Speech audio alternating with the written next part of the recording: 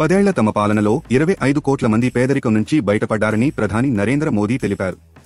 గత ప్రభుత్వాలు గరీబీ హఠావో అంటూ కేవలం నినాదంతో అధికారం అనుభవించాయంటూ పరోక్షంగా కాంగ్రెస్ను ఉద్దేశించి విమర్శించారు. పేద, మధ్య తరగతి వర్గాల కలలను పూర్తి చేయటమే లక్ష్యంగా పనిచేస్తున్నట్లు చెప్పారు. రాష్ట్రపతి ప్రసంగానికి ధన్యవాదాలు తెలిపే తీర్మానంపై చర్చ సందర్భంగా ప్రధాని మోదీ మంగళవారం ఈ వ్యాఖ్యలు చేశారు. ఇథనాల్ కలపటం వల్ల పెట్రోల్, డీజిల్ భారం తగ్గిందని ప్రధాని మోదీ తెలిపారు. మనం ఇంధనంలో స్వయం సమృద్ధి కాదని తెలుసు. దిగుమతి చేసుకోవాల్సి ఉంటుంది. అందుకే ఇథనాల్ కలపాలని మేం ముఖ్యమైన నిర్ణయం తీసుకున్నాం. అలా చేయడం వల్లే పెట్రోల్, డీజిల్ ఖర్చులు తగ్గాయి. ఆ ఒక్క నిర్ణయంతో 1,00,000 కోట్లు ఆదా అయింది. ఆ డబ్బు రైతులకు వెళ్ళింది. నేను పొదుపు గురించి మాట్లాడుతున్నా. గతంలో ఇన్ని కోట్ల కుంభకోణం అంటూ పేపర్లలో హెడ్లైన్లు కనిపించేవి. 10 ఏళ్లు అయింది.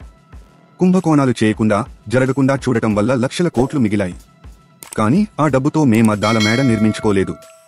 వాటిని దేశాభివృద్ధికి వినియోగించామని ప్రధానమంత్రి నరేంద్ర మోదీ పేర్కొన్నారు. రాష్ట్రపతి ప్రసంగం మాలో ఆత్మవిశ్వాసం నింపింది. వరుసగా 3వ సారి అధికారం ఇచ్చిన ప్రజలకు కృతజ్ఞతలు.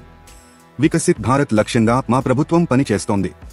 కీలక నిర్ణయాల ద్వారా ఆదా అయిన డబ్బుతో ఇతరుల మాదిరిగా అద్దాల మేడ నిర్మించుకోలేదని పరోక్షంగా కేజ్రీవాల్ను ఉద్దేశించి అన్నారు. అవినీతి నిర్మూలన చర్యలతో ఆదా అయిన డబ్బు దేశాభివృద్ధికి వినియోగించాం. 5 దశాబ్దాల వరకు గరీబీ హఠావో నినాదం వింటూ వచ్చాం. ఇప్పుడు 25 కోట్ల మంది పేదరికం నుంచి బయటపడ్డారు. క్రమబద్ధంగా, అంకిత భావంతో, చిత్తశుద్ధితో పేదల కోసం జీవితాన్ని అంకితం చేస్తే ఇది సాధ్యమవుతుంది. పేదలకు అసత్య నినాదాలు కాదు. మేం అసలైన అభివృద్ధి చూపించామని ప్రధానమంత్రి నరేంద్ర మోదీ పేర్కొన్నారు.